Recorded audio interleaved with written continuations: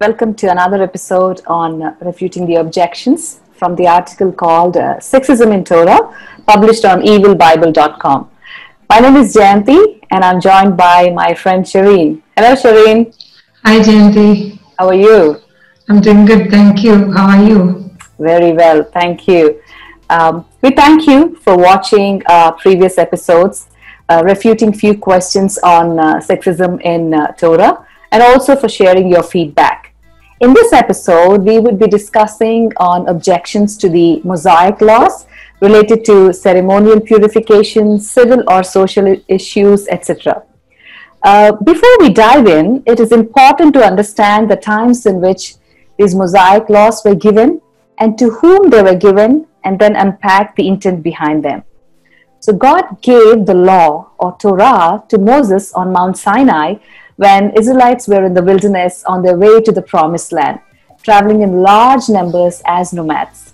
The Hebrew word for law probably comes from the word yara, which means to throw or to shoot an arrow. And the verb form hora means to point, to guide, or to instruct, or to teach. So basically, the law provides authoritative guidance. God is the origin and source of the Mosaic law, which stems from the eternal and holy character of God. So the laws can be of three types: the ceremonial laws, the civil laws, and the moral law. The ceremonial law related specifically to Israel's worship. For example, in Leviticus chapter 1, verse 2 and 3, its primary purpose was to point forward to Jesus Christ. These laws, therefore, were no longer necessary after Jesus' death and resurrection. While we no longer bound by the ceremonial law, the principles behind them to worship and to love a holy God still apply. Jesus was often accused by Pharisees of violating the ceremonial law. And the second type of law are the civil laws. The civil law is applied to daily living in Israel.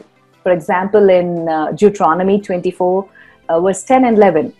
Because modern society and culture are so radically different from the time and setting, all of these guidelines cannot be followed specifically now. But the principles behind these commands are timeless and should guide our conduct. Jesus demonstrated these principles by example. And the third one, the moral laws. For example, 10 Commandments.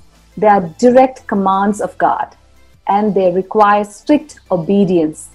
Exodus 20, verse 13, for example. The moral law reveals the nature and the will of God, and it still applies to us today. Jesus Christ obeyed the moral law completely.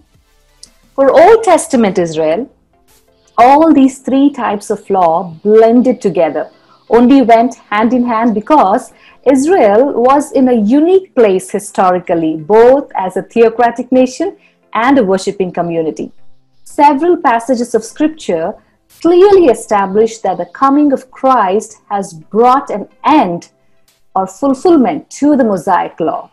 Paul specifically states that Christ is the end of the law for righteousness to everyone who believes. Romans chapter 10 and verse 4.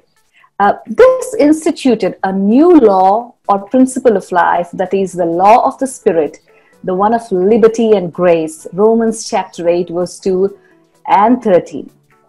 This fact was also clearly settled by the Jerusalem Council in Acts chapter 15. So with this understanding, we will now discuss on few objections to Mosaic laws in Torah from the site called evilbible.com. So Shireen, let's dive into the first question this author has from this article titled as Sexism in Torah. So this question, Shireen, pertains to childbirth and purification times several centuries ago when the modern science and health facilities doesn't exist. So let me read the question. The author of this article says, Leviticus chapter 12 verse 1 to 8 explains that a woman has to be purified after giving birth because she is unclean. It goes on to say that birthing a male is cleaner than birthing a female. Hence, mother must be purified twice as long when having a daughter. So what the author says is this is a blatant sexism from the point of birth. A woman is dirty simply for being a woman. This is obviously very biased and chauvinistic. So that's what this author's understanding is, Shireen. Let's unpack the context from the Bible. Yes, so it is true, as the author has pointed out, that the law specified that a woman who gave birth to a son would be ceremonially unclean for 7 plus 33, so a total of 40 days, while a woman who gave birth to a daughter would be unclean for 14 plus 66, so a total of 80 days. That is correct. That observation is correct. Now, the best understanding to account for this custom is to understand that ritual purity was of great importance in the Jewish tradition. Impurity in this context does not mean sinfulness or any kind of inferiority, but rather it emphasizes the tremendous importance of purity in the Jewish culture. The Bible does not directly tell us why the specific number of days were given, 40 for the male child and 80 for the female child, but we can think of some possible reasons from the context that existed in those times. Now, it is common and even known today that when a female baby is born, a minor menstruation, a vaginal discharge of blood occurs with female infants due to the hormones she is exposed to while in her mother's womb.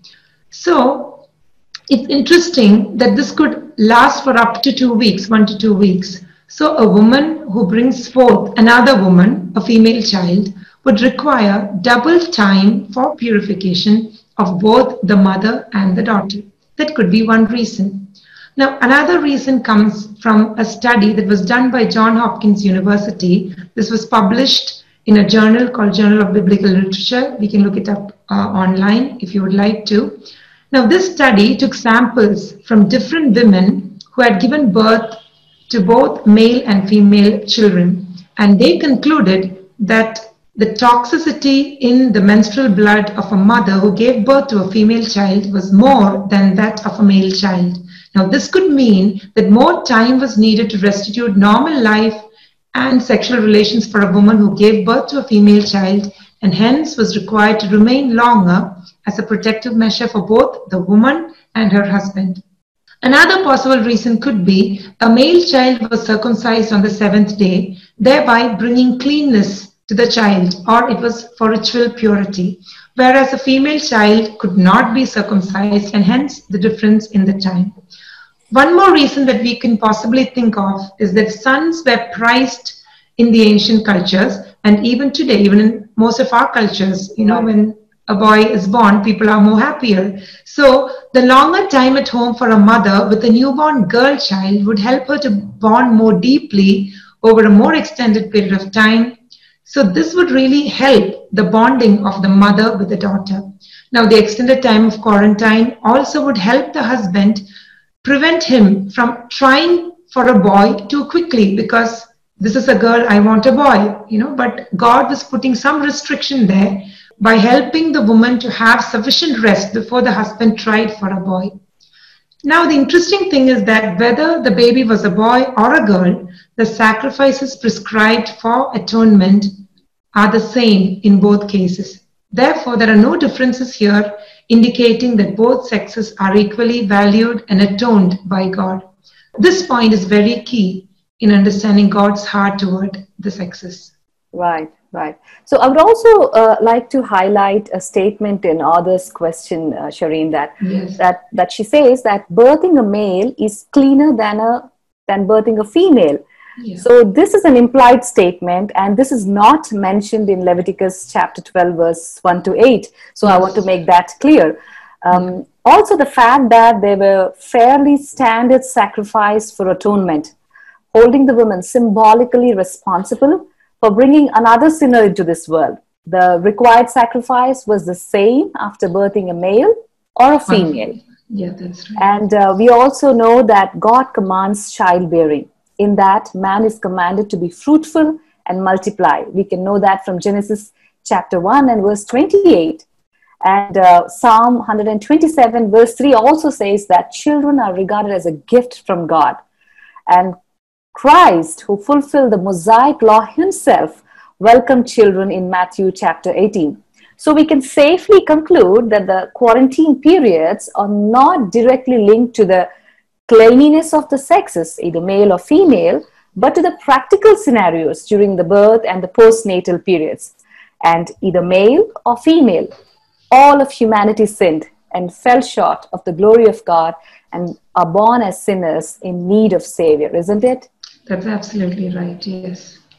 Okay, so now that we dealt with this question and explained the background, let's move on to the next question. This author writes in her article called Sexism in Torah. So this question is linked to Leviticus chapter 15, verse 19 to 30, and it talks about bodily discharges. So the author says that women having her menstruation must be avoided to the point of not even touching what she has touched. It is quite curious that the women are punished for simply having a biological function that God claims to have created. What is so just about vilifying what you created? So that's the objection from this author. In the same lines, she also refers to Leviticus chapter 18, verse 19. And she says, it goes on to say that even looking at menstruating women is wrong. So is it true? Yes, again, when we look into matters that relate to purity or ritual purity, we need to keep in mind the customs that the Israelites had in those times, because the Jewish tradition gave extreme importance to ritual purity. Again, as we mentioned, this does not mean that it was sinful or inferior. Now, the quarantine period that is given to women here during the time of menstruation was not a punishment, but simply an upholding of God's standards for his people. In times of uncleanness, God's people were to separate themselves and have an eager desire to return to full productivity for God's sake among the nations. So as Jayanti pointed out in the introduction, we need to keep in mind always that God had chosen Israel as his unique and separate people from other nations, and he had made his dwelling place among them. So this highlights why there are so many rituals related to purity for the Israelites. Now, when we consider this passage of quarantining a woman during her menstruation, another significant point that the author has not mentioned is that these purity standards are extended to both men and women alike, and not just women alone. So this does not indicate any kind of sexism.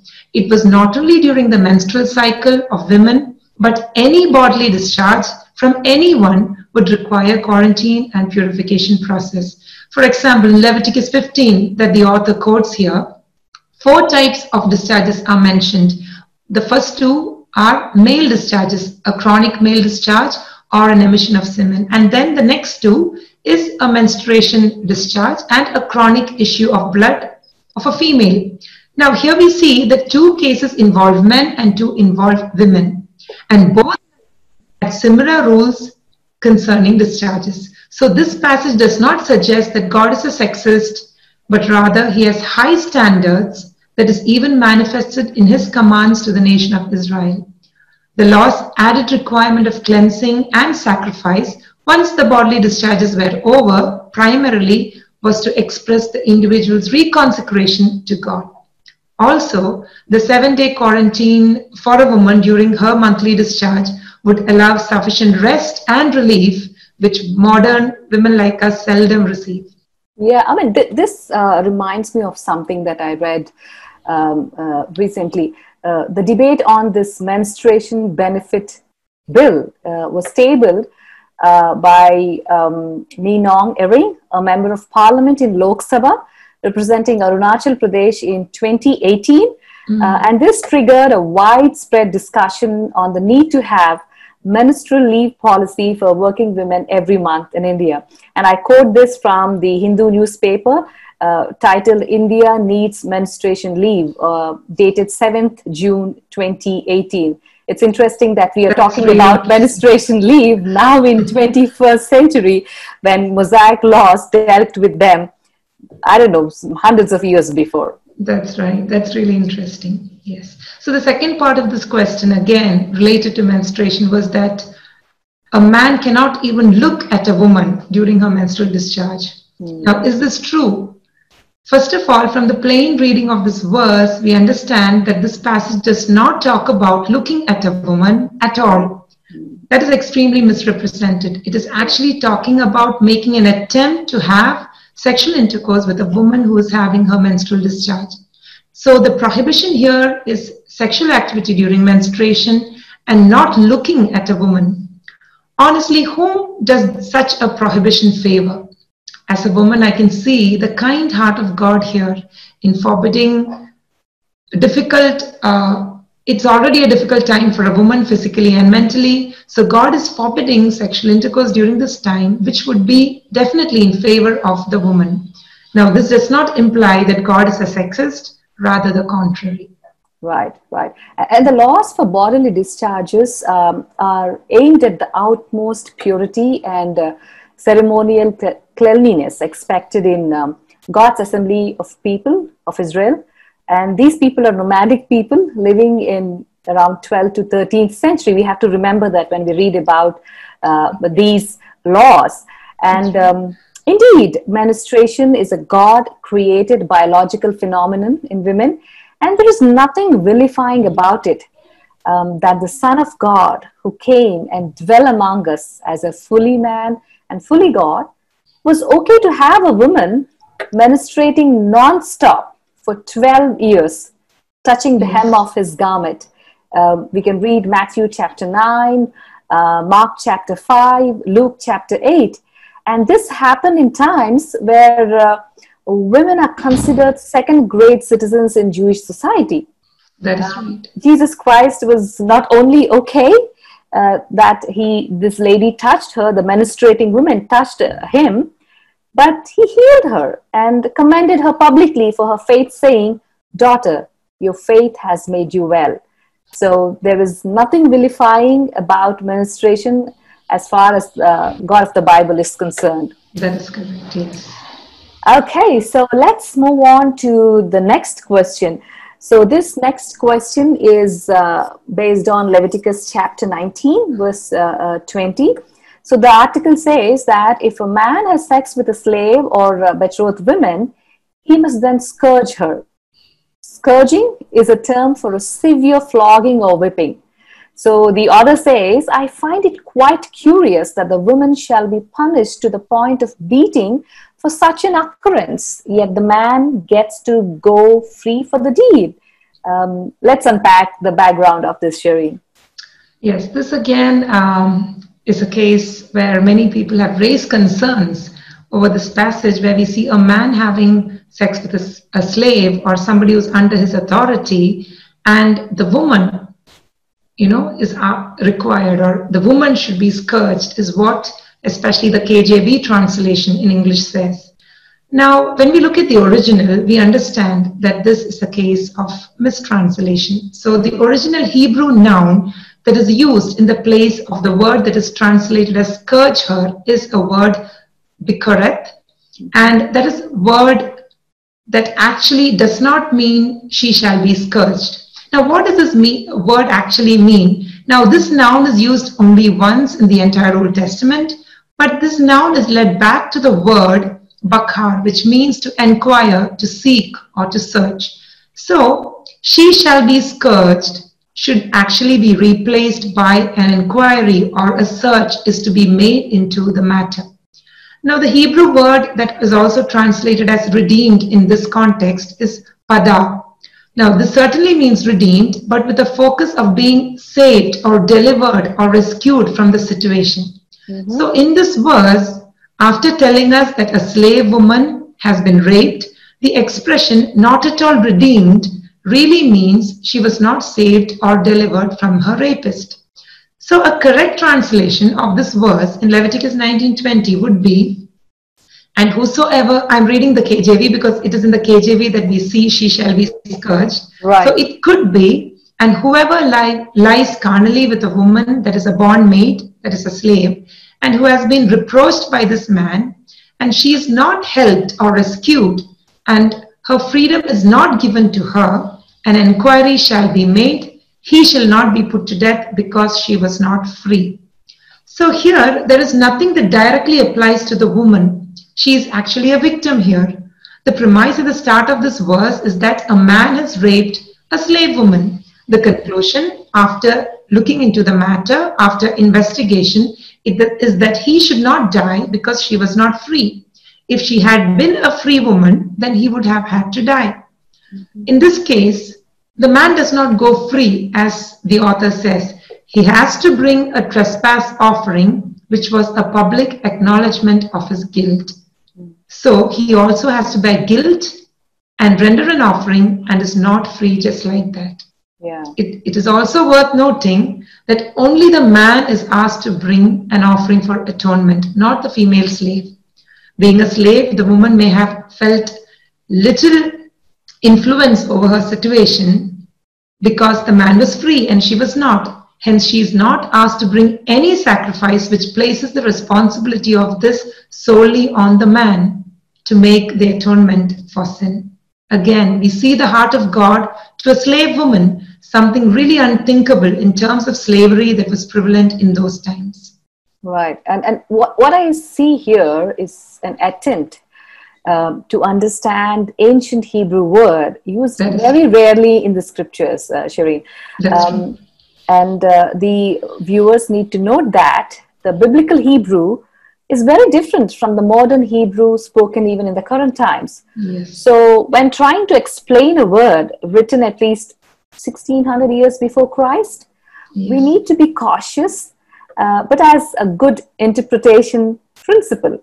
Explicit interprets the implicit, which means we use much clearer texts on the topic to decipher a much more complex text in the Bible. We have seen in our previous episodes, we have had much evidence that God was not sexist in dealing with rape. For example, in the case of Judah and Tamar, or adultery. We saw that in our discussion in previous episodes when we discussed about Lot and his daughters, or other issues. So before we conclude this point, I am reminded of John chapter 8, where Pharisees bring an adulterous woman before Jesus. And verse 2 onwards, it says, the scribes and the Pharisees brought a woman who had been caught in adultery, to which Jesus replied, let him who is without sin among you be the first to throw a stone at her.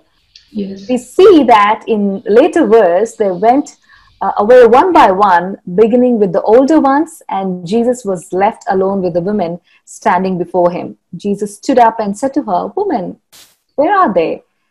Has no one condemned you? She said, no one, Lord. And Jesus said, neither do I condemn you. Go, and from now on, sin no more. That is right. So what we see here in this New Testament passage is, we see that Christ, who came to fulfill the law, actually rescues that woman from being stoned to death publicly and sets her free.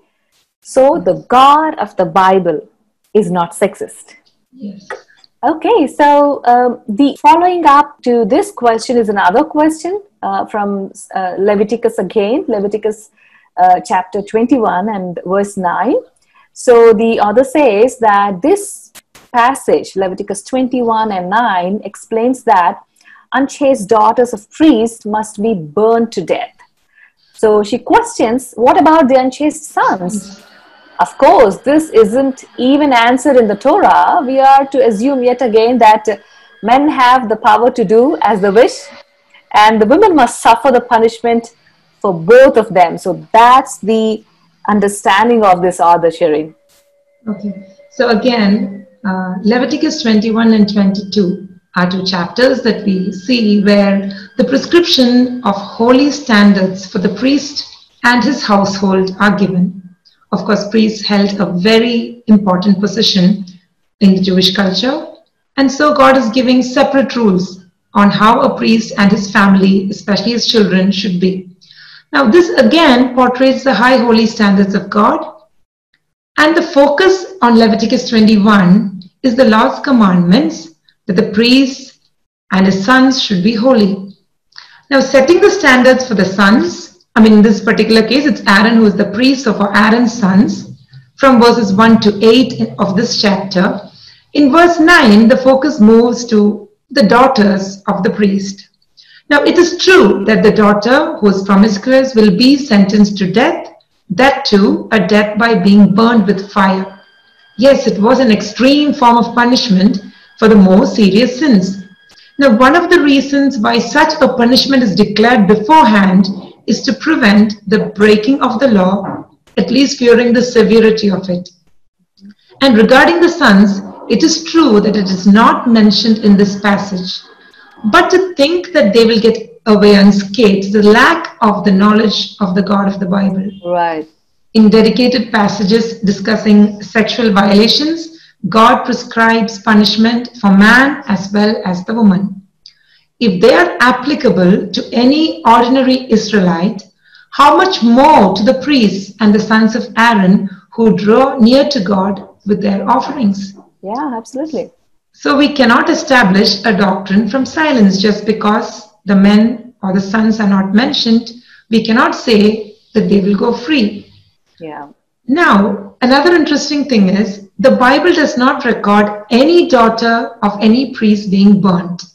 But we have two examples of what happened to the sons of the priests who were disobedient to the commands of God. In Leviticus 10, we see that Nadab and Abihu, the sons of Aaron, were instantly killed by God at the altar itself when they made profane sacrifices.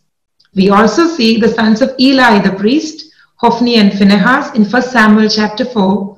They were killed in a battle as punishment from God because of their immoral lifestyle. Yeah. So the teaching throughout the Bible is clear. Sin is serious. God is holy and just. Sin will be punished irrespective of gender, nationality, social status, and age. And God cannot and will not show a blind eye to any form of sin, whether it is committed by a male or female. And praise be to God for Jesus Christ, who bore our sins on the cross while we are yet sinners. He died for us as a sacrificial lamb, and he imputed his righteousness to us so that we no longer are under these Mosaic laws and the consequences of breaking it. So this is gospel actually, and this is good news. Amen. Yes, that is the great good news. Yeah, absolutely. And praise God for Christ. So let's move on for the next question. And this question also talks about the passage from Leviticus chapter 27, verse 3 to 7. And it also touches upon Numbers chapter 30 and verse 3 to 16. So what this author says is, based on her understanding of Leviticus chapter 27, she says, God places a dollar value on human life with women worth less than men. And from her understanding of Numbers chapter 30, she concludes that a woman cannot make a vow unless her husband allows it. Okay. So again, the author is right in saying that Leviticus 27 deals with things that are given to God by a vow.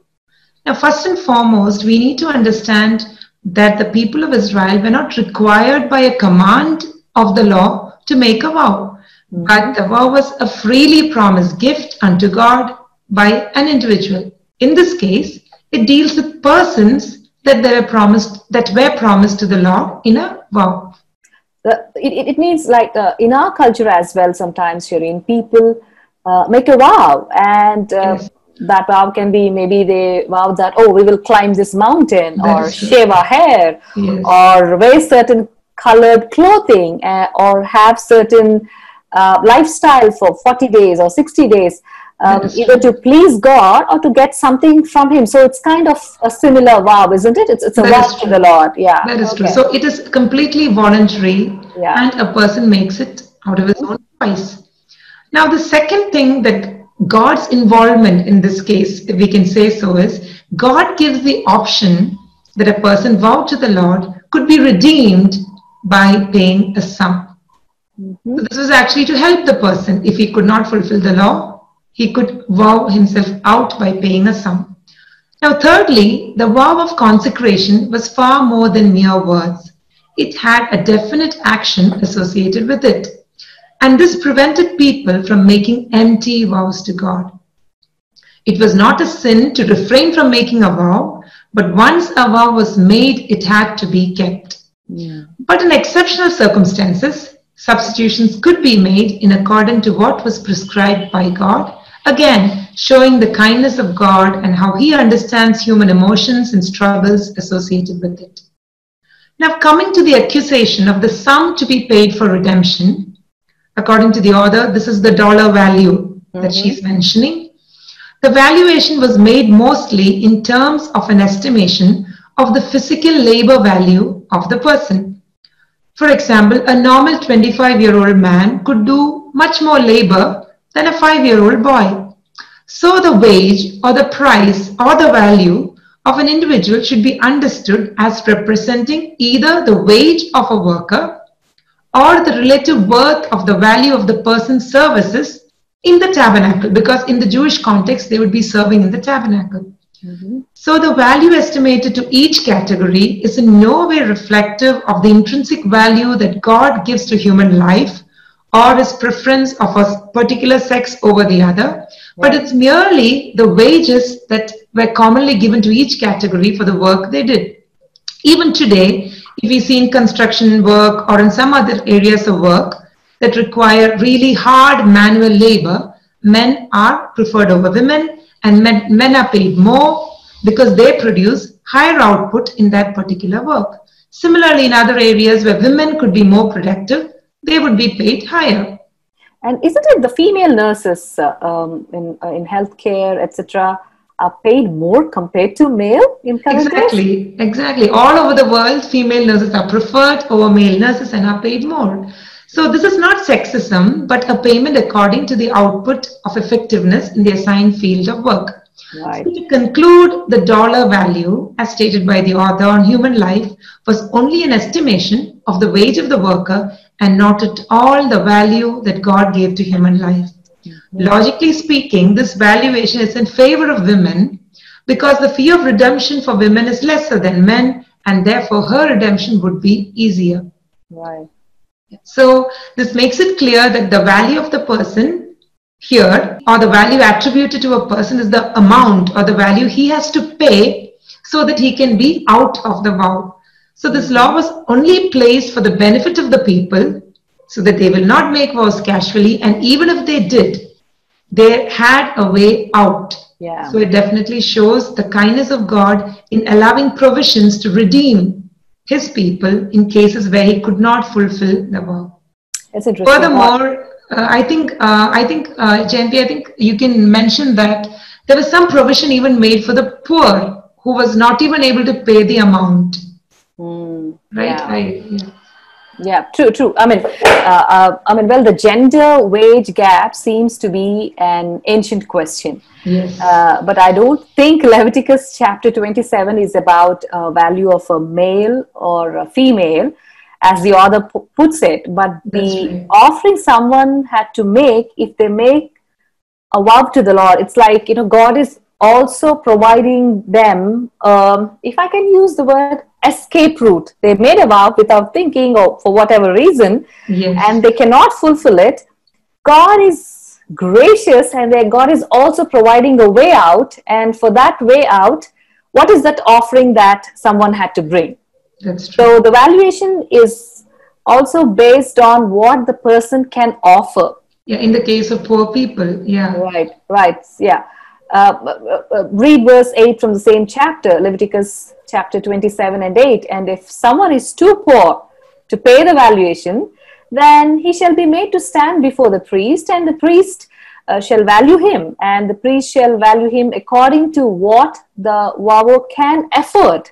Yes. So it is in fact a relief to women who were not the working class then and had no financial independence, unlike now.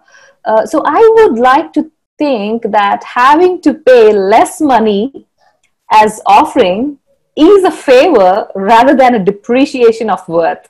That's absolutely correct. Yes. Right. And the other part of her question is from Numbers chapter 30, verse 3 to 16, Shireen. And she points out that a woman cannot make a vow unless her husband allows it. Is that true?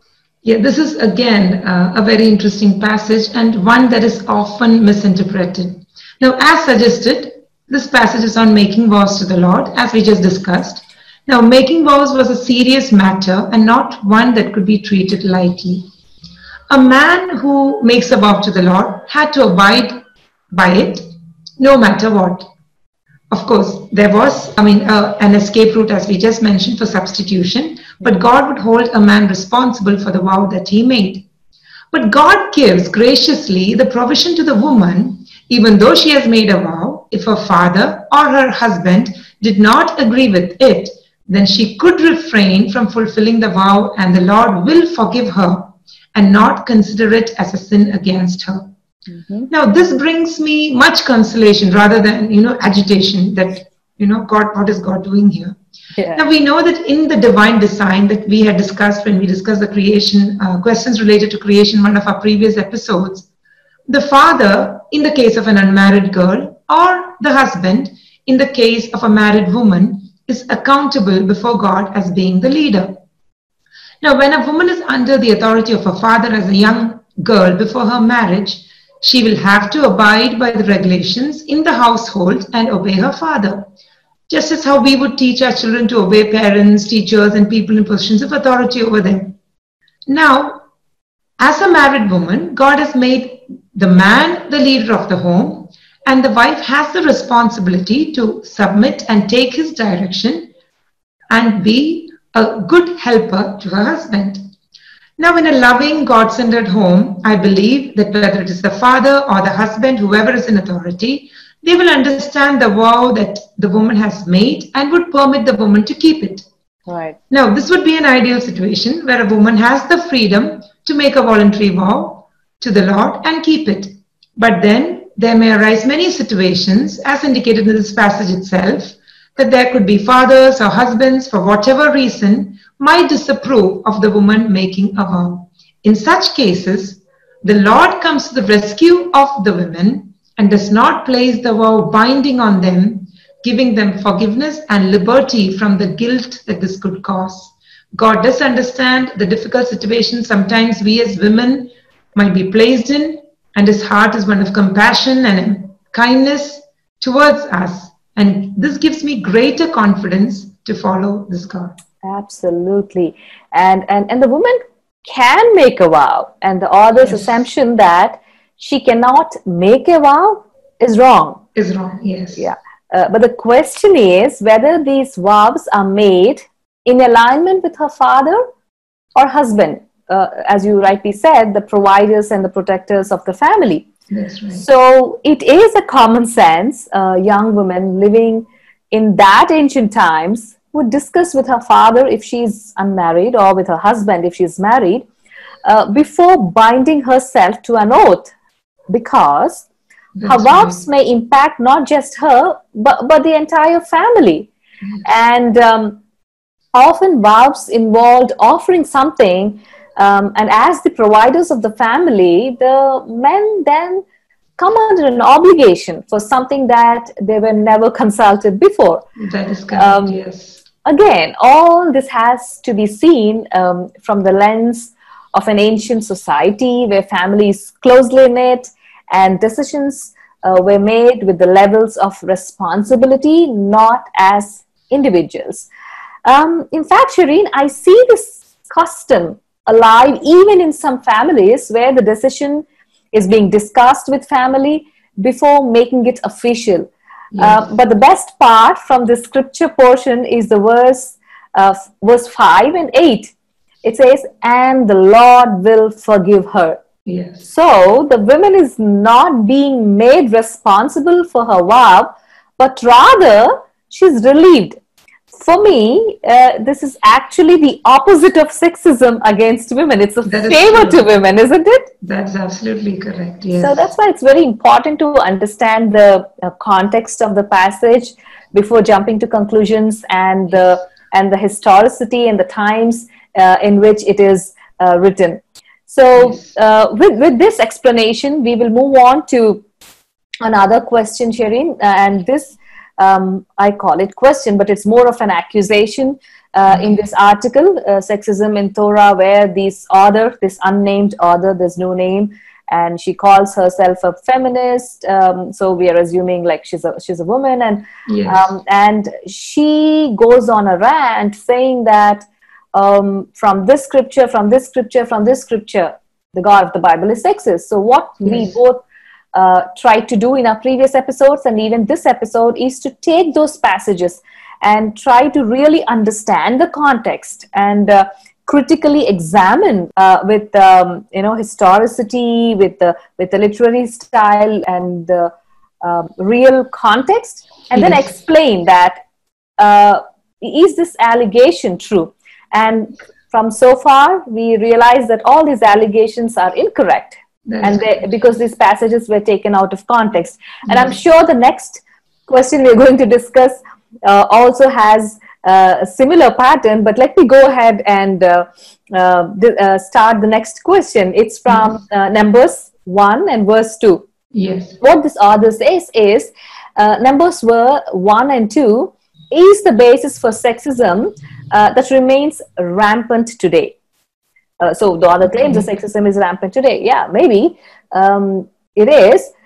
In this verse, the author says, Moses takes a poll of all the men who are able to fight in war, and women aren't even counted in the census. Yes. And then she goes on to say, apparently back then, just like today, us women are considered the weaker species and unable to battle. Is that the case? Yes, some things that she says in her statement or accusation is correct. In Numbers 1-2, Moses is taking a poll of all the men who are able to fight in war, and women are not counted. That is true. But what is very strange or rather silly here is that the author very casually attributes a census of war in Numbers 1 so many years ago, as Jayanti had said, probably 1200 or 1300 BC. And he says that this is the reason for modern sexism in the world today. That's quite strange. What proofs or historical correlation does she have to come to this bizarre conclusion? It's too much to extrapolate, isn't it? Absolutely. So again, this is a census of people to go to war. Now, two important points have to be noted here. Among men also, no one below the age of 20 was counted in the census. So it's not just the women, also men below the age of 20. Another thing is, only those who were able to go to war are counted. Even this could exclude a large number of men who, for whatever physical, mental reason, could not go to war, and not just the women. In that culture, sending women to war would have also made them more susceptible to the exploitation from their enemies. We know from history that the culture that was prevalent those times were really evil, and their practices were really vile. So God was regulating the evil culture and providing protection for women. If, the Me Too movement is there in the 21st century, we can just imagine what would have been the condition in those days. Right. Now, more importantly, women had their role of undertaking for their families when the men went to war. Considering the bloody nature of these battles, it was possible that many men would lose their lives. Considering that children cannot battle anyway, it was amazing that God provided that the mother would be with their children while wars raged, rather than the children becoming completely orphaned and uncared for in large numbers. Now, when we look at Deuteronomy 24 verse 5, we see that if a man had recently married, he must not be sent to war or have any other duty laid on him. For 1 year, a newly married man was free to stay at home and fulfill the duty to his wife. So, when selecting men to go to war, family consideration was definitely put above war. This shows the significance that God gave to marriage and family and the role that one plays in the family. So again, this is not just the women being excluded, but even among men, several groups are excluded. Right. I mean, well, when someone took the list of people enrolled in Indian Army or Yes, any army, as a matter of fact, there will be more men than women. Why? that's right. Men have advantage of physical strength over women. Yes, This is a fact. And so in general, we see men fight the wars and not women. yes, However, does that mean women never fought wars? Let's look into the Old Testament history. In the book of Judges, chapter 4 and verse 4, Deborah, a prophetess, the wife of Lapidot, she was judging Israel at that time, and she fought war alongside Barak. that's In, right. in Old Testament times, like, I don't know, few hundreds of years before Christ. And again, in Judges chapter 4, verse 21, we see another brave woman, Jael, the wife of Heber. She took a tent peg and took a hammer in her hand. Then she went softly to him and drove the peg into his temple until it went down into the ground. So she killed the enemy. Sarah, A that's single, yeah, Sisera, the one single woman. So these That's right. are women in war. So it is not being sexist when someone enrolls men for battle, as it has been the case until even now. But what is amazing in ancient biblical times, when women were mostly homemakers, Bible records a few courageous women like Deborah leading the battles and even sealing the victory, like Jael, and even Abigail negotiating with David to avoid the bloodshed after her husband's foolish behavior. So it is incorrect to say Bible is sexist because Moses only enrolled men for war. It's like ignoring certain parts of the Bible and just cherry picking a few words and making a assumption out of it, isn't it? That's right, yes.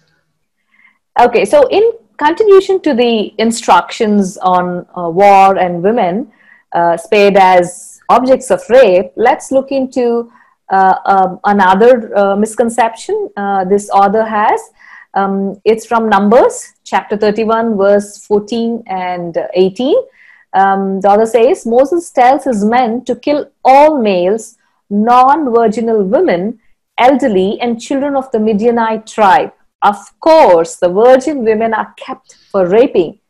So that's what she says. And she also goes on to say from Deuteronomy 20, 13 to 15, she says this instructs to kill all the men and boys in the cities that God delivers into your hands, but keep women for raping. So before we actually go and discuss the background, Shireen, I thought it's better to give our viewers or the listeners some background of these instructions. Yes. First of all, the Midianites were nomadic people and they were associated with the people of Moab. And God commanded they be attacked in retribution for their seduction of Israel into sexual immorality and idolatry. Numbers 25 talks about it. And the Israelites had attended the sacrifices of the Moabites. They ate among them and bowed down to the Moabite gods, including Baal. Numbers 25 verse 2 and 3 says, so God judged Israel first for her harlotry. Yes. Both spiritual and literal, with a plague in which 24,000 Israelites died. Numbers 25 records that. Yes. So this was the time for God to judge the Midianites in a defensive war situation where God was rightfully punishing the Midianites for their aggression and sin earlier. So with this context, Shireen, can you please share with us the background of this Numbers 31 and Deuteronomy chapter 20? Yes. So as Jayanti just now told us, this was God's time to judge the people who caused Israel to sin. And as we see, God does tell all men and elderly women to be killed. Now, Numbers 31 specifically says that all non-virgin women should be killed. Now, this was again as punishment for seducing Israel to sin in retribution for what they had done, because, I mean, if you know the background, you know that they had tried several ways to make Israel fall. But finally, it was the women who were successful in coming into the Israelite camp and making the Israelites sin. Now, the strange thing here, as the author notes, is that it says to spare the virgin women, probably because these girls were young girls. We know that women were married at a very early time in those days, as teenagers probably. So the virgin women would be young girls. And obviously they were not involved in the licentiousness and immorality associated with the Midianites and with their Baal worship. They were therefore innocent and not implicated along with the adult men and women who sinned against God. All that we know is that these young women were taken as captive and nothing more. They would have naturally become slaves, and all the laws concerning slaves would be then applicable to them. So to assume without any textual support that they were kept to be raped is incorrect and is a perception in line with probably present-day fears. Right. And the author states that if you read later down in the scripture, God states that the Jews cannot even marry a Midianite woman, with the exception to Moses. That's what the author states in her article. Yes, Moses did marry a Midianite woman, but it was even before the law was given on intermarriage. So when God forbids intermarriages with certain group of people, it was not on the ethnicity of a group that prohibited their marriage to the Israelites, but their idolatry. That's right. Right. I repeat, it was not the ethnicity of a group that prohibited their marriage to the Israelites, but their idolatry. How can we say that? We see examples of pagan women like Rahab, a Canaanite, Ruth, a Moabite. They married Jewish men. And you can even find their names in the genealogy of Jesus Christ. Because they believed in one true God of Israel. So a pagan woman who follow Jehovah, the God of the Bible, a proselyte, would have every right to be married to the Israelite family. Yes, that's right. Now, the author also states that these women who were captured were repeatedly raped and impregnated, and they weren't even allowed a marital status in which to protect them. Now, we see that these statements are full of false assumptions. No historical citation can be provided by the author to say that these women were repeatedly raped and impregnated and not protected. Absolutely none. Yeah. Now, the question still remains, what happened to the women who were taken captive? Now, let us try to answer this in line with the rest of the scriptures rather than assuming it out of this passage. Now, God gave the Israelites permission to marry women they took as captive, but they were to treat their wives with respect. The women were to have time to mourn their families first, because they are now taken away from their families, and were not to be mistreated. This is clearly stated in Deuteronomy 21. Those who didn't marry would have become servants, but then there were rules against mistreating them as well. We see in Exodus 21, Deuteronomy 23, etc. All of this is different from the typical ancient warfare where women were raped on the spot, killed, and sold into slavery. By contrast, the Israelites had to wait a month so that the woman could mourn her family, the separation from her family, and then marry the woman and respect her personhood. So, Shireen, let's move on to the next question. And this is from Deuteronomy, chapter 21, verse 11 to 14. And it's relating to marrying a female captives. What the author says is, what the author's understanding of Deuteronomy chapter 21 is, she says, if you see a pretty woman among the captives, she says, the Torah says, then just take her home and go into her. Is that the instruction actually in Deuteronomy chapter 21? Oh, okay. Her understanding is interesting, because if a man liked a captive woman, He could take her, but he was not permitted to rape her. He had to take her as his wife. He had to bring her to his house from the captive camp, remove every external sign or mark that would identify her as a captive, and she was given enough time to mourn her parents, a full month, 30 days, and it was only after that the man could take her as a wife and have sexual relations with her. Now, this was a far cry from the typical ancient system where women were raped on the spot and even killed or sold into slavery. After all, they were defeated and completely under the control of their masters. Yet the God of the Bible set such high standards for even a slave woman so that she would be respected and honored and given the status of a wife.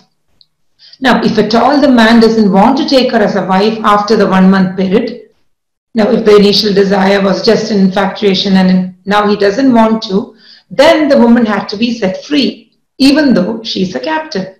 She cannot be mistreated or sold for money, which was extremely contrary to the most rampant culture among the nations at that time. Yeah, I mean, how unfortunate it is when there are deliberate attempts to misrepresent the text. This is called cherry picking verses to support your view and blurring the lines in between. Verse 10 and verse 13 are put beside each other, omitting the steps in between. That's right. I mean, this is why I encourage the viewers to go to the Bible and read it in context. If possible, read commentaries. There is a lot of work available out there before jumping into conclusions or just believing what so-and-so preacher says or so-and-so video says. Shireen, I am reminded of a joke where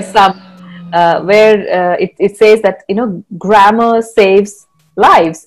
So just on a hilarious note, try reading the sentence, I like cooking, comma, family, comma, and my pets, without commas, and see how the sentence meaning changes completely. Right. It's like, I like cooking, family, and my pets. That's entirely different. So right. it is. I mean, it is hilarious for us when we talk about it now. But this happens when people butcher the verses. They take the verses from the Bible like this. I like cooking, family, and my pets, without commas in between.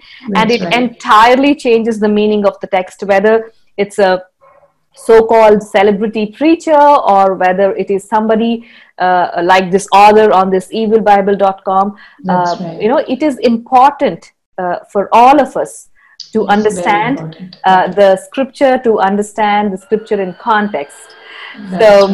With this hilarious note, let's move on to the next misconception. And this is an interesting one. This is on cross-dressing. And according to this author, Deuteronomy 22 and verse 5 says, women that wear men's clothing are an abomination to the Lord. What do you say, Shireen? Yes, again, the author, women, not only women, but men too, because it is not only woman who wears a man's clothing, but a man who wears a woman's clothing also is considered as an abomination to the Lord. So let us be clear, no sex favoritism here. Now, the question arises, what does this verse actually mean? Many scholars suggest that the text refers to the idolatrous customs of the Gentiles, where women appear in armor and men appear in women's clothes, and not just, external garments or dresses. Also, this condemns some very bizarre rituals of the non-Israelite religions, which involved what we call as transvesticism, which is the practice in which men put on women's clothes and vice versa. Now, taking the meaning of this text merely to only mean clothing, which many people do, is untenable, as the garments ordinarily worn by men and women in biblical times were very similar. In Old Testament times, men and women wore clothing like long robes and wrapping garments that were common to both sexes. Yet the specific way in which they were worn made a clear distinction between the sexes. And this command instructs God's people to respect those distinctions. So it is a command against dressing in a manner which would deliberately blur the lines between the sexes.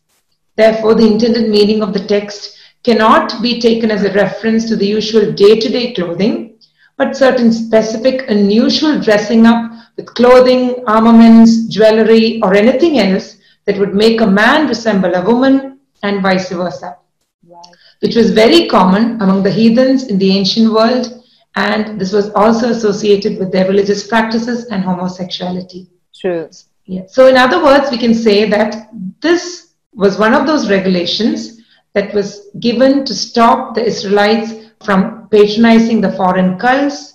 With this religious context, the significance of this prohibition resides not in the particular material worn, but in the heathen practices involved. So we can safely conclude that the purpose of this law was to purge Israelites from the heathen practices. Right. I think the general principle behind verse 5 on cross-dressing, that men and women ought to dress in a way appropriate to their culture, maintaining gender distinctions and modesty. That's what we understand from that verse. Right. And a discussion of grace is also appropriate here too. We know that Christians are not under law. Rather, we are justified by faith in Christ, according to Romans chapter 3, verse 21 to 28. Yes. So a believer does not live by legalism nor by license, but rather by grace. Yes. So as New Testament believers, Christian women are free to wear a dress or a sari if that's her choice, keeping modesty in mind. Yes. So it's not about which clothing, but it's about modesty. That's right. Yes. It's again a matter of a woman's own conscience before the Lord. You know, Romans chapter 14 verse 22 says, "Blessed is the one who does not condemn self by what approves." So again, to conclude this discussion on cross-dressing, it's about modesty. It's not about being sexist towards women, because it applies to both men and women, right? It's both the ways, right? Yes, yes. Okay, so let's move on to another misconception, and this is regarding sexual immorality. It's from Deuteronomy chapter 22, verse 13 to 22. So the author says, women, be sure to keep the tokens of your virginity. Otherwise, the men of your city may stone you to death. And she goes on to say, this does not apply to men, though, of course. What is interesting to note here is the actual wording. It says that if a man hateth his wife, he may say she did not have the tokens of virginity, since there is no way a woman can truly prove she had a hymen upon marriage. The word rests on the husband, and she can be disposed of simply when he is tired of her. So this is her understanding of Deuteronomy 22 verse 13 to 22, Shireen. Okay. Now this is definitely a difficult passage to understand, because we live in a culture and in a time that is very different from those times. So we always have to keep that in mind when we try to understand these scenarios. Now, in this passage, it is clear that a newly married man finds that his wife is not a virgin. Now, it is not like he dislikes her for any reason and then falsely accuses her of not being a virgin, but he dislikes her or detests her now for losing her virginity prior to marriage. Now, in this context, again, it is important to understand that the ancient cultures placed a very high value on virginity. So if a husband believed that his wife had lied about her virginity, he felt cheated or deceived. Now what follows is an attempt to resolve this issue. Now according to ancient custom, a Jewish woman would first be intimate with her husband upon a special cloth which would collect the drops of blood which were accepted as evidence of the young woman's virginity. Now, this blood-stained cloth would then become the property of the married woman's parents, who kept it with pride as an evidence of the woman's virginity. Now, this was very cultural. Now, this does not make sense to us really, but this was the culture that was prevalent in those times. Now, so this is the cloth that is brought by the woman's parents to the elders of the city to prove their daughter's innocence in this case. If it is found that the man was falsely accusing, then he has to recompense by paying a very heavy fine to the woman's father and loses his right to ever divorce his wife. But if the woman was found guilty, then the woman was to be executed by stoning, which was the rightful punishment for adultery or fornication. Now, this is not only for her sexual promiscuity, but also because she made a deliberate attempt to deceive her husband.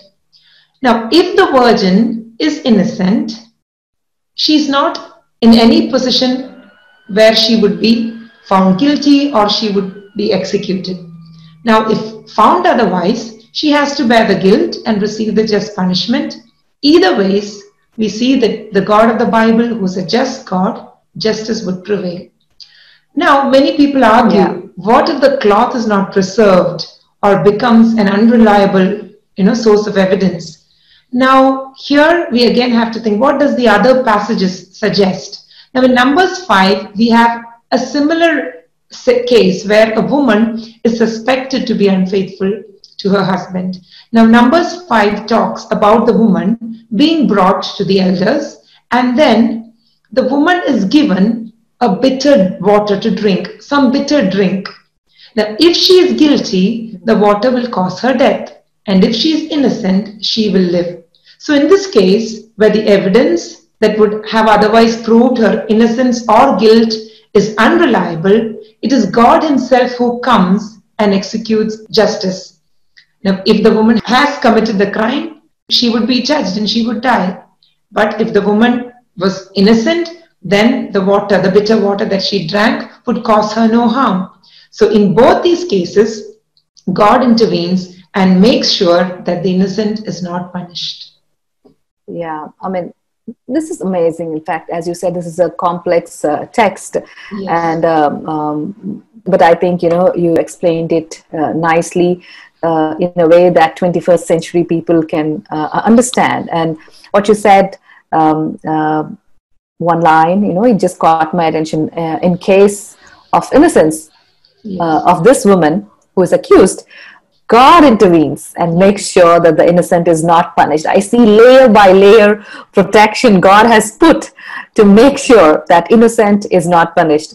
So what we can conclude from this discussion is the law has to be taken into account in totality to see the unraveling of God's justice than a singular separate incidents like the one we discussed just now. So the laws and regulations given in one passage would be complemented and supported by other similar passages. Isn't it? True. That's true. Yeah. Okay, so let's move on to another one.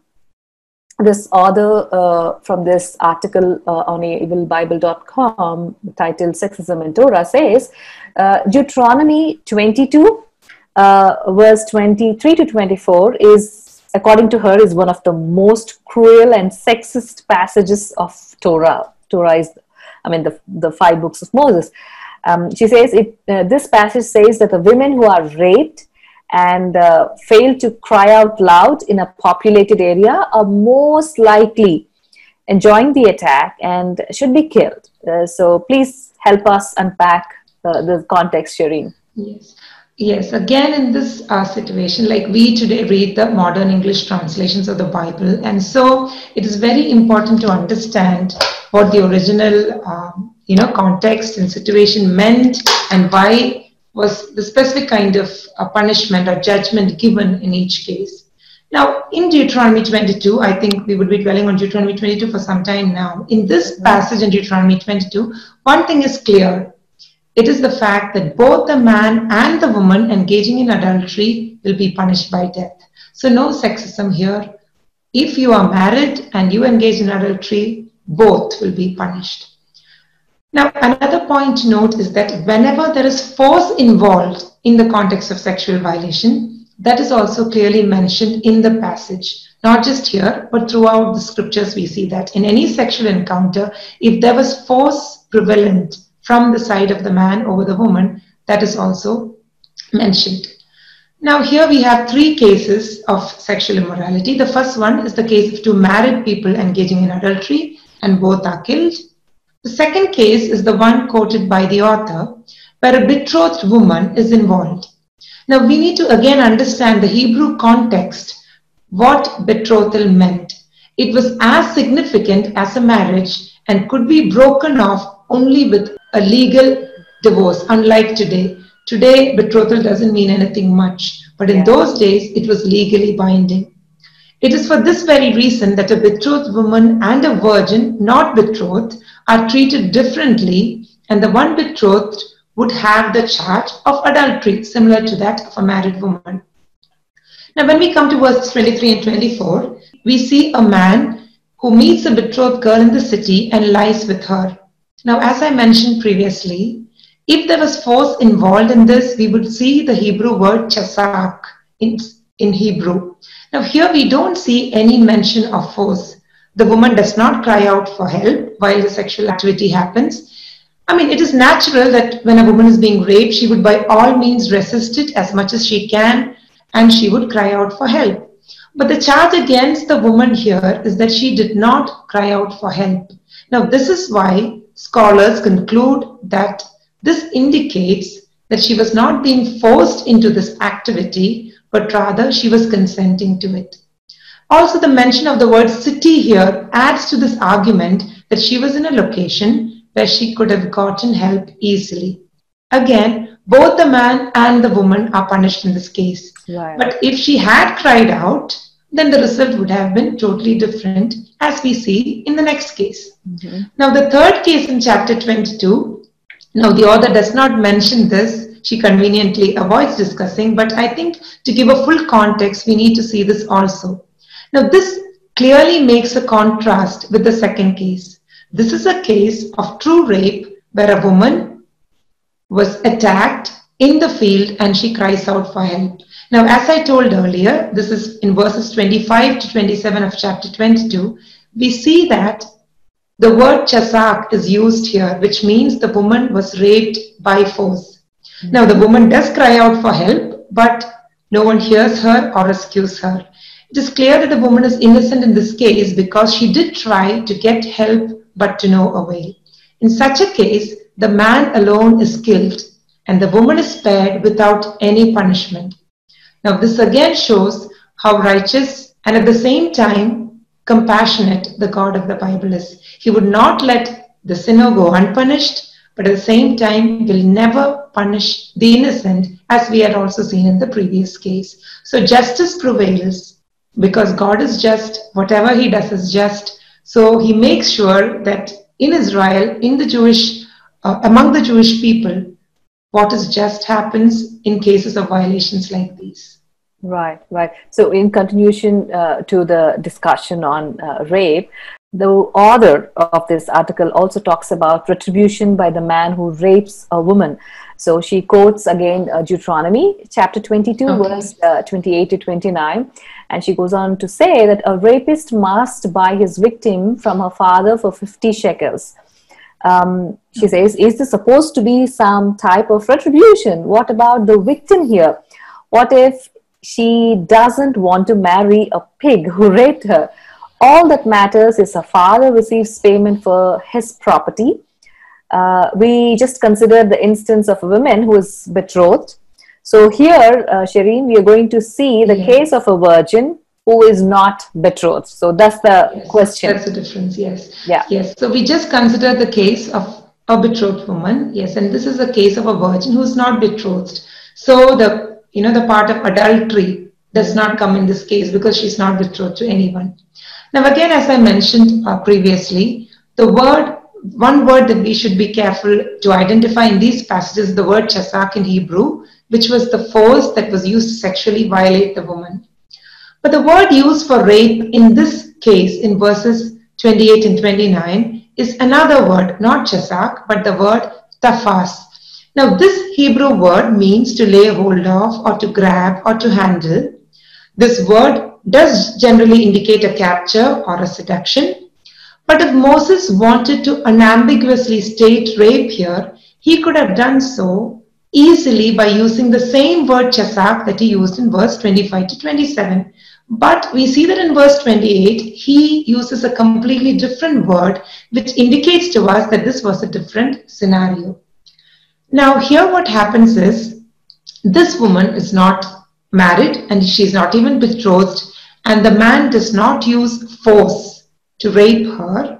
Now, in this context, we understand that this could be a case of consensual sexual relations before marriage, generally what we call as fornication.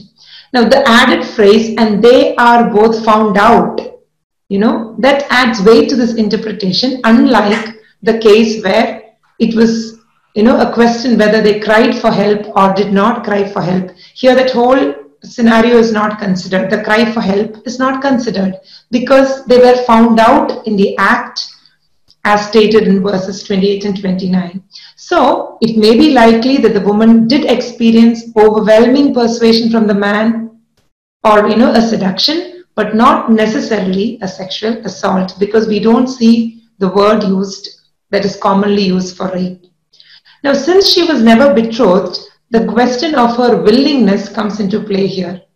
If she did consent to the act in one way or the other, then she would possibly be willing to marry the man with whom she engaged in sexual activity. Now, but what if she was not willing to marry him, if this was a real case of rape? Now, to understand this scenario, again, we need to go to another passage that would help us to understand this situation, which is in Exodus chapter 22. In Exodus 22, we see the case when a man seduces a virgin who is not betrothed and lies with her. Then the man should pay the bride price for her to be his wife. If a father refuses utterly to give her to him, then he shall pay money according to the bride price. So that is what Exodus 22 says. So here again, the context is a virgin. It's common to both these passages. And a man and the woman, the virgin, they engage in sexual activity. And then if the father refuses to give her, then the man has to pay her money, which is her bride price. Now, considering the importance of virginity in the ancient cultures, we would see, or possibly we can assume, that many of these women would prefer to marry the man with whom they had a sexual encounter, because to have another marriage would be really difficult for them in that culture. Or they would have to remain unmarried in their own families. Even that would be difficult. Now, we see this in 2 Samuel chapter 13, where Tamar was violated by her half-brother Ammon, and she requests him to marry her and not discard her, because then she would have to live like that for the rest of her life, which was very difficult in those times. Yeah. However, if the woman didn't want to marry her offender, then the man was required to pay the family the bride price of 50 shekels. We see this both in Deuteronomy and in Exodus. Now, why was this price being paid to her father? That's another problem that the author raises. This does not mean that the woman was considered as a property or anything, but that she was under her father's authority because she is a virgin. We cannot know exactly how this money was used, but possibly there are two cases. The first one, the person violated in this scenario, other than the woman, was her father, because the daughter was under the protection of her father, and when the perpetrator came and attacked the girl, obviously he was stepping on the authority of the father. So the offender has caused intrusion to the role and the authority of the father, and hence has to pay a retribution to the father. Also, if the marriage between the woman and the man did not take place, they refused to get married, then the bride price would be helpful to provide for the woman, especially if she belonged to a poor family. So rather than being left bereft, this law provided for a sexually violated woman. Yeah. She was to be supported by her husband if she married him, and the woman would become his wife and part of his family, and he could never divorce her. This was her legal right if she chose it. But if she didn't want to marry him, still the perpetrator would have to pay the heavy bride price, which would support her in her father's home. So for the young woman in Israel, this law ensured that she would not be objectified and discarded. In a culture where a woman's marriage equated to her financial provision, This law ensured her security. Furthermore, the woman faced no punitive consequence for being seduced. Assuming the act was consensual, she was not ashamed or ostracized. Far from exploiting or oppressing women, this passage in fact shows that biblical law held men accountable for their sexual behavior. Wow. I mean, what is interesting in this discussion on this difficult passage, if we can say, is that even if it was a consensual act, yes. The law doesn't exploit or oppress the women. The men were held accountable for their sexual behavior. Yes. It was the man who need to pay the bride price, right? It's amazing how God gave these laws. And unfortunately, when people don't read it in context, they end up concluding it in the opposite context. Let's continue with one more question or misconception. It's again from Deuteronomy chapter 25, verse 11 to 12. The author says that the author's understanding of Deuteronomy 25, 11 to 12 is that we must cut off a woman's hand if she touches the secrets of a man who is fighting with a husband, and thine eye shall not pity her. So the author says, once again, there is no punishment for the man she touched, only the women. So thereby she's assuming that this is sexist towards women. Oh, okay. Now, the context here is clear from the passage. If you just read the passage, this becomes very clear. A woman tries to help her husband in a fight with another man, and as the fight rages, the woman seizes the man by his reproductive organs. Now, it is not that she touched him by mistake, but it was a deliberate effort to seize the organ, probably an attempt to win the fight. Now, this is an abominable matter for the holy God of Israel, as it is a matter of immodest behavior. And even today, I think such an act would be condemned. So therefore, it had to be punished, probably putting a precedence to all similar offenses, providing a standard for judgment in such cases. Perhaps also, the law arose from the desire to protect the reproductive organs and thus obviate anything that might prevent a man leaving descendants, which was extremely important in that culture. Now, the author asks why the man who was touched is not punished. But it is rather bizarre to think that the man who was touched should be punished for no offense of his. He was in a fight with the woman's husband, and he in no way attacked the woman. So it was the woman who voluntarily engaged in the fight, making the fight an unequal 2 versus 1. And it was the woman who deliberately seized the man's genitals. So now to demand punishment for the man would be totally unjust in any sense of justice. And no one with a minimum sense of justice would demand that the man has to be punished. Wow, Sharon, thank you. Thank you so much for the insight into this particular topic. And I thank you once again for sharing your insights and engaging in this conversation on many different questions in this episode and the episodes we have done earlier on refuting the claims by this author from the article Sexism in Torah, available on evilbible.com. And it has been a great conversation with you over the last few episodes and this one, Sharon. Thank you so very much for sharing.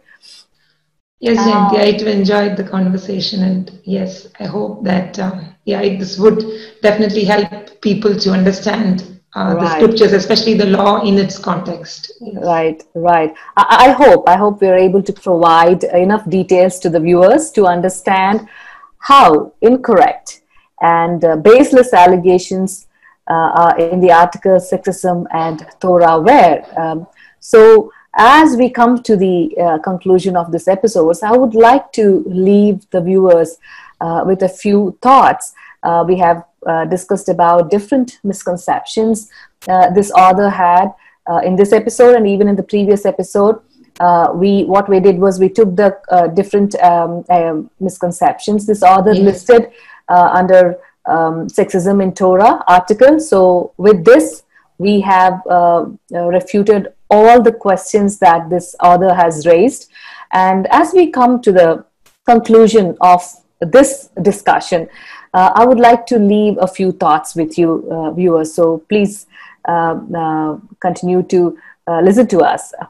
In the beginning, there was full equality between man and women as they came from the Creator's hand, given the same privilege of subduing the earth and the same responsibility to populate the earth with God-loving, God-worshipping, and God-like children. They were equal, complementary, and compatible partners created in the image of God. Under the shared blessing of God in perfect surroundings, they unbelievably chose to sin, to go their own way that led to the fall of the humankind. Nevertheless, we see that when compared to societal structures around 12th century before Christ, women were held in high regard in Old Testament times. Yes. For example, in Genesis 21:12, we read that God told Abraham to listen to his wife. And Proverbs 18:22 tells that he who finds a wife finds a good thing. And Proverbs 19:14 says that an intelligent wife is a gift from God. So wise women also found their way in the passages or the pages of the Bible. Abigail's wisdom and valor so touched King David that she became his wife. You can see that in 1 Samuel chapter 25, verse 23 to 42. And the wise woman of Tekoa was sent to persuade David to lift the ban on his son Absalom in 2 Samuel chapter 14. So by the time of Christ, however, the role of women had drastically changed for worse. In theory, per the law, women were held in high regard by the first century Jewish society, but in practice, this was not always true. This is a fact. Even our constitution provides equal rights. The laws are equal for men and women, but do we see in practice these laws practiced in equality? We know the answer. So going back to our discussion, Jesus was a revolutionary in his regard towards women. Unlike any other religious leader or guru or prophet that walked the face of the earth, Jesus, to whom the entire law or Torah pointed, he came, he shattered the darkness by offering his teachings freely to anyone who would listen, whether they were women or men. We see him directly talking with women on numerous occasions in the New Testament. For example, the Samaritan woman at the well is perhaps the best known of these. In fact, she's the first person Jesus Christ reveals plainly that he is Messiah, not even to his own disciples, if you see, right? So we sense, how do we know that? We sense the astounded reaction of the disciples that the teacher should be even talking to a woman. Just then the disciples came, they marveled at that he was talking to a woman. John 4:27 says. Again in Luke, we see Jesus publicly associating with women. Some were women of high standing in society, some were women of ill repute, some even had been possessed. That's true. One of these, Mary Magdalene, who in great thankfulness was with him until the moment he died, was also the first person to whom he appeared after his resurrection. What a blessing, right? So in Matthew 15, verse 22 to 28, Jesus spoke with the Canaanite women. The disciples urged him to send her away, for it is improper for a teacher or a rabbi to speak with the women in that society then, and that to a foreign woman. At first, Jesus did not answer her plea for help, but as she prevailed upon him with her great need and even greater faith, he had mercy on her and granted her request. So time after time in the Gospels, we see Jesus offering his teachings, healing, and forgiveness to women as well as men. Often it was the women who were the most appreciative of his ministry. Indeed, the first proclaimer of Jesus to the Jewish people was a woman, Anna, in the temple, Luke chapter 2, verse 36 to 38. And we can also see a woman washing Savior's feet in Luke chapter 7, verse 37 to 38. And she anointed him for the burial. Mark 14 also says that. And it was women who were with him at the cross until the end. And women who were the first to come to his tomb, John chapter 20. and proclaim his resurrection, as we see in Matthew chapter 28 and 8.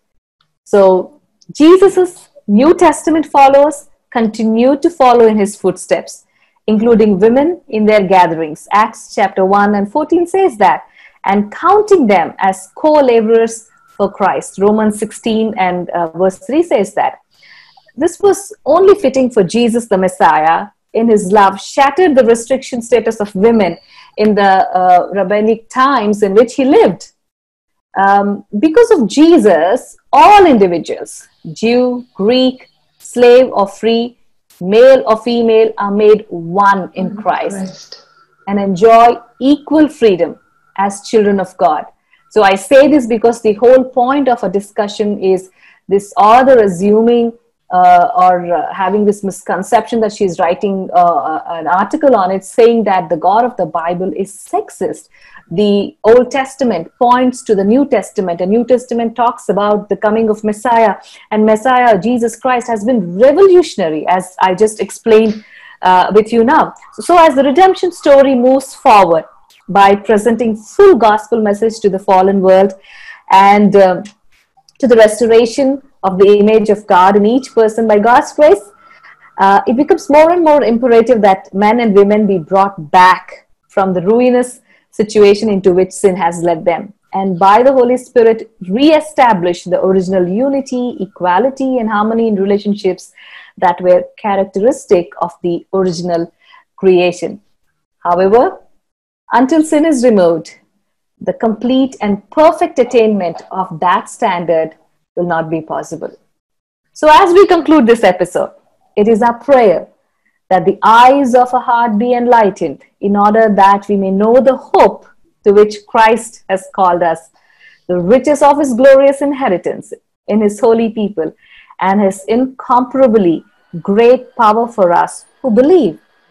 We conclude from our critical examination of passages from Torah or the books of Moses that the God of the Bible is not sexist or misogynist, but rather someone who created women and brought her to man.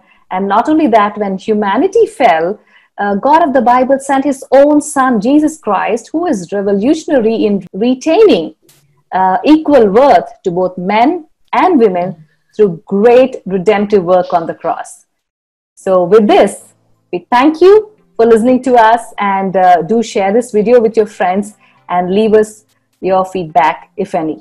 God bless you, and see you in another episode.